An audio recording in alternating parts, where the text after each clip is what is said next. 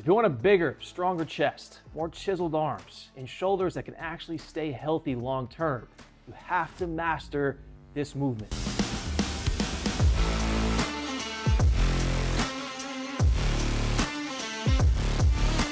We have 8 fundamental functional movement patterns that every athlete, lifter, and person needs to master. And this is movement pattern number 6 in my functional movement mastery course, the horizontal press. The horizontal press isn't just about building a bigger chest. It develops the pushing strength and stability that carries over into everything that we do in our everyday lives. By the end of this video, you will know exactly how to set up and execute the horizontal press with perfect form, the most common mistakes to avoid, and 3 powerful variations you guys can use right away to build pressing strength, protect your shoulders, and unlock better strength and performance in and outside of the gym. What's up, guys? Welcome back. Movement pattern number 6. In my functional movement mastery course, we have the horizontal press. We're moving through the course. I hope you guys are getting a lot out of it so far. So when we talk about the horizontal press, it really does show up in our everyday lives, right? Just from basic stuff of just pushing our own bodies up and off the floor, to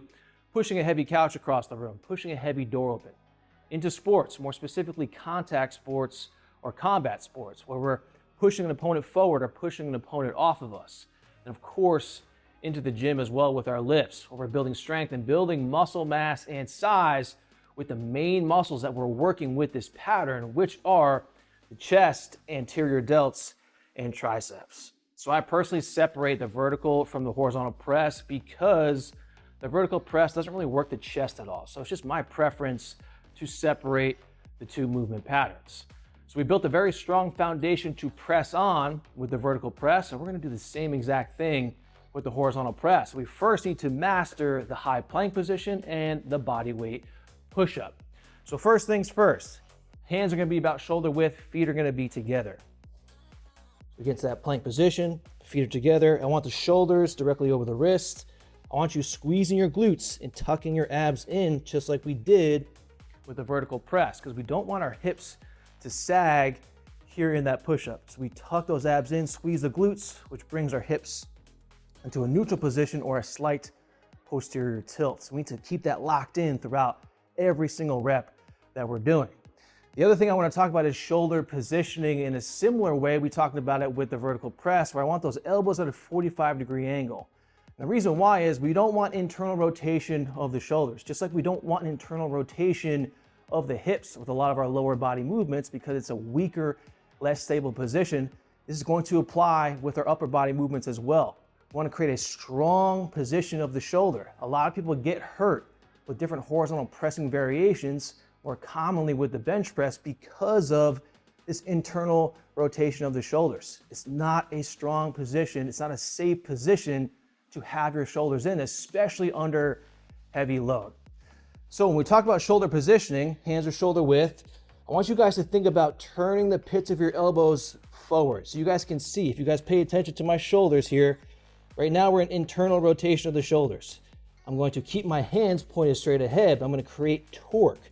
So rotation through the joint. You guys can see it packs my shoulders down and back and creates that strong, stable, externally rotated joint position. So keep that locked in throughout. So we get into our high plank. Everything's locked in, glutes are tight, external rotation of the shoulders. We're gonna go slightly forwards and down, keeping the elbows at a 45-degree angle, right? We don't wanna go all the way out in that internal rotation. We don't wanna be completely tight to the body where it's gonna target more of the triceps. 45 degrees is a good sweet spot because we're still targeting a lot of the chest. Again, we're keeping that external rotation, that safe position of the shoulders. So slightly forwards and down. Don't just drop straight down here. So slightly forwards and down with control. Lightly touch your chest, keep your hips up. Don't let your hips sag. Hips up, core engaged, press through your chest. It's a slight protraction at the top. So notice my shoulder positioning. We don't want to be shrugged like this in our push-ups. Slight protraction of the shoulders at the top of every single rep. So slightly forwards and down. Slight protraction at the top.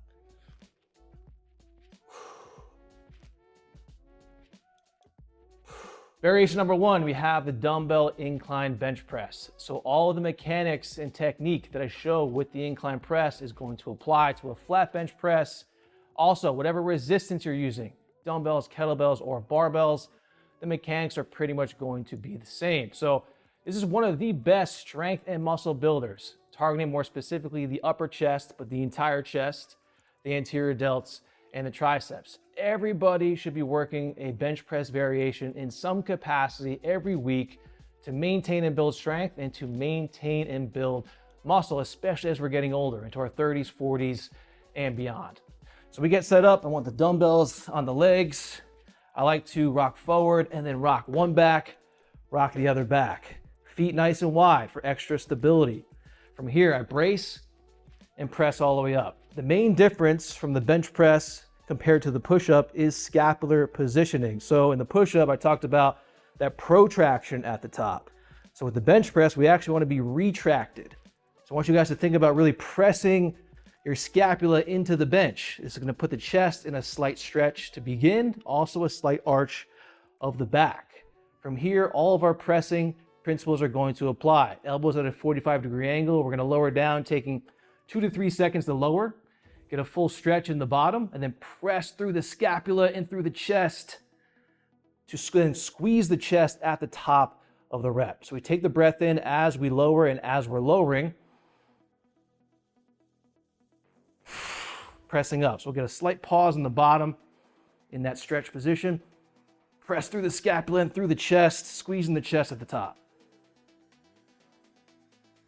Once you finish, bring the knees up, dumbbells on the knees, and sit forward. Variation number 2, we have the single arm floor press. It's just a great unilateral variation to, of course, be working each arm equally and individually to build symmetry, while also improving imbalances. This movement is going to have more of a focus on strength and power compared to just pure hypertrophy because of the nature of the movement, where we're starting on the floor, starting on the bottom, so we're not getting as much of a stretch, so more of a limited range of motion. However, we're in this dead stop position between each rep, which focuses more on just pure strength and power to get that dumbbell up and off the floor. We're still going to build muscle with the movement, but more of a focus on strength and power. So we get set up. We're lying on our back. Feet are flat on the floor. Knees are bent. We're going to grab the dumbbell with one hand, grab with the other, drive the tricep and elbow down to the floor, and curl this dumbbell to the shoulder. Elbow at a 45-degree angle, really driving those feet into the ground. We need to really brace the core throughout the movement. We're going to be pressing off to one side of the body. So this is want to pull our body off to that side where the weight is. So we have to really lock the core in throughout each rep, really using the lower body as well, using the feet to really drive down into the floor to keep the hips down onto the floor. Other arm could be out to the side for extra stability. We're going to take a breath in, really press the scapula down into the floor, keeping that core braced, and press up, exhaling at the top, lowering down with complete control, resting the tricep on the ground, but still keeping tension in the anterior delt and chest. Don't just relax here, right? Keep tension in the muscles being worked. So we take that breath in, press through the scapula, squeeze the chest at the top, lower down with control. Pause for a second or two, explode off the floor.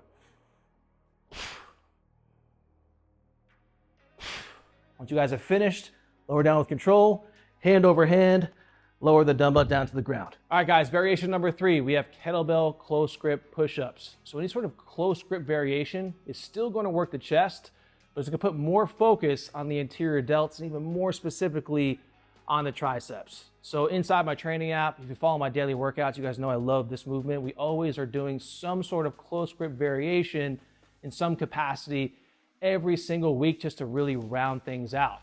Now, this is going to be more of a secondary muscle builder, so it's going to be important to have this along with other compound movements like incline bench press, single arm pressing, so on and so forth. So when we get set up, push-up position, you guys can play around with your grip on the kettlebell. It doesn't really matter. Whatever is most comfortable for you, right, as long as we're in that close grip position. You don't have to use a kettlebell. You can use a dumbbell. You can even do them on the floor. However, when you do them on the floor, it does put a lot of strain on the wrist, generally speaking. So I do like to do them on a kettlebell or a dumbbell because it just feels much better on my wrists. So we get into a high plank position on our kettlebell, feet together, glutes are engaged, abs are tucked in. We go slightly forwards and down, elbows at a 45-degree angle. We lower down slowly with control. press back up through the chest and squeeze your chest at the top.